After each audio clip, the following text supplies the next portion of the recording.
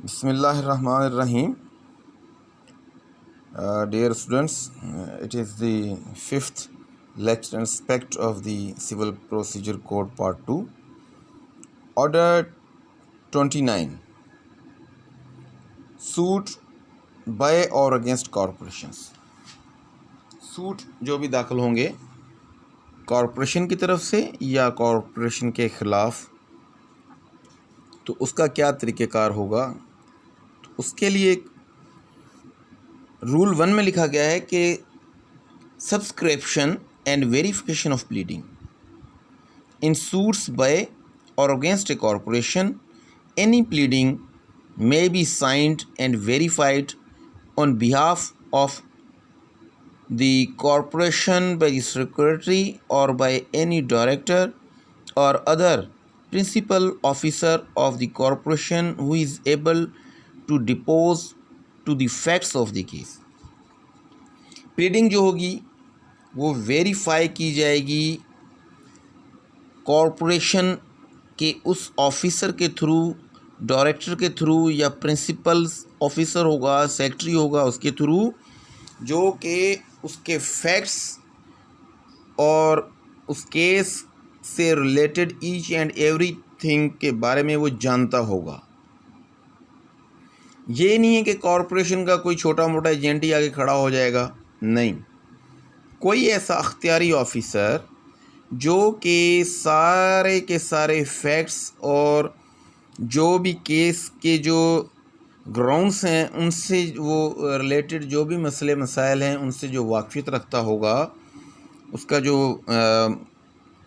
मतलब है कि एक अथोराइज ऑफिसर होगा, वो इसकी वेरिफिकेशन को जो है आकर के जो है वेरीफाई करेगा, सिग्नेचर करेगा और कोर्ट के सामने जो है आकर के वो उसको पेश करवाएगा। ये है इसका ऑर्डर 29 का जो है रूल 1। फिर जनाब अली इसका आ जाता है रूल 2। रूल 2 जो है ये कहता है कि जनाब दी सर्विस ऑन कॉरपोरेशन। अब कॉरपोरेशन के ऊपर केस की सर्विस कैसे होगी।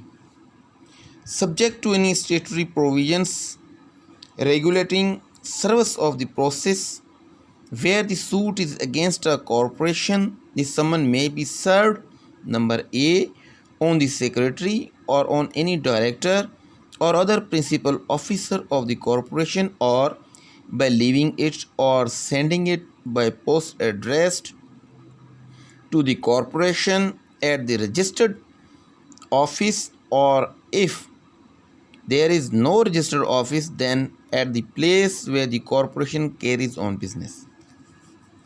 अब जो सर्विस की जाएगी कॉरपोरेशन पे, उस केस से रिलेटेड जो समन भेजे जाएंगे, जो इंटीमेशन भेजी जाएगी कोर्ट की तरफ से, वो भेजी जाएगी जनाब अली उस कॉरपोरेशन के सेक्रेटरी साहब को एड्रेस करके, डायरेक्टर को एड्रेस करके, या प्रिंसिपल ऑफिसर जो भी उस कॉरपोरेशन का होगा उसको एड्रेस करते हुए भेजी जाएगी।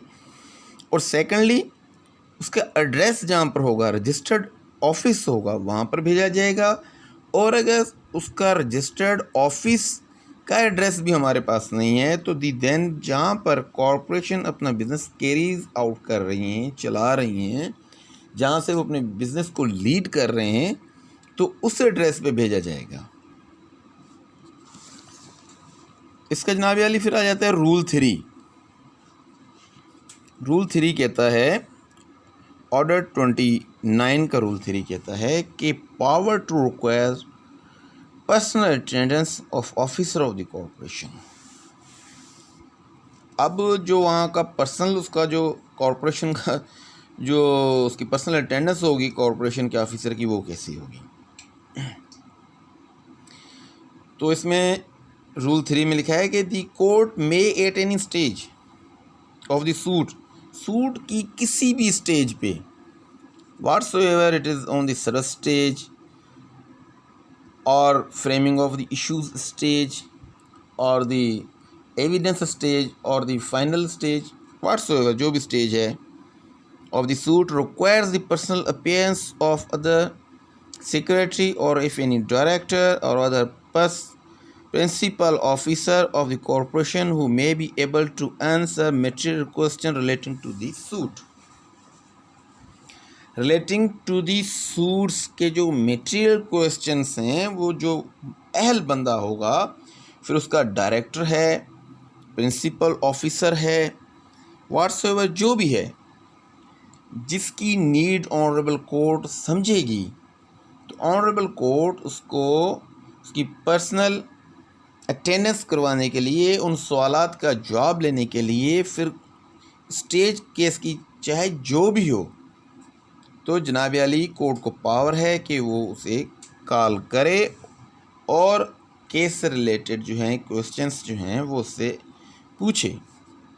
तो ये ऑर्डर 29 के जो रूल 1, 2 एंड 3 हैं, ये रिलेटेड हैं इस चीज़ से कि कैसे कॉरपोरेशन के अगेंस्ट केस दाखिल किया जा सकता है या कॉरपोरेशन किसी पे केस दाखिल करेगी।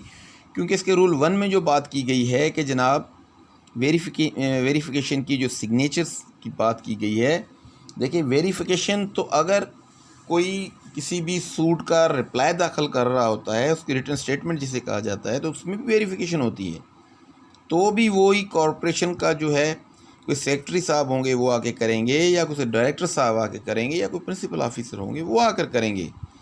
कोई क्लर्क वगैरह नहीं करेगा, जो आकर के उसके फैक्ट्स को पढ़ेगा, समझेगा और फर्दर उसको उस चीज़ को समझते बूझते हुए वो उसके ऊपर सिग्नेचर अपने जो है वो करेगा। तो आइंदा अगर ऑनरेबल कोर्ट जो है ऑर्डर 3 के मुताबिक उसी ऑफिसर को कॉल करेगी, ऑर्डर रूल 3 के मुताबिक, ऑर्डर 29 के रूल 3 के मुताबिक उसको कॉल कर सकती है। फिर केस की स्टेज व्हाट्सएवर जो भी है, तो ये सिर्फ इसके अंदर, इस ऑर्डर के अंदर रूल्स हैं, 3 रूल्स हैं सिर्फ।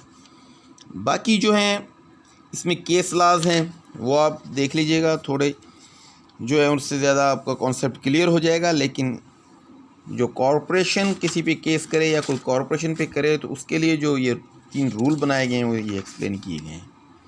फिर ऑर्डर आ जाता है 30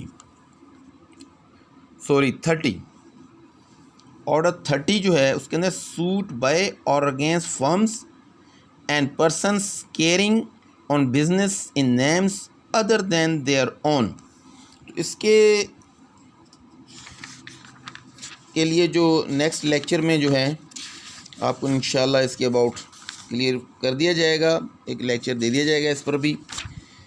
तो जब तक के लिए अल्लाह हाफिज़, अपना ख्याल रखिएगा।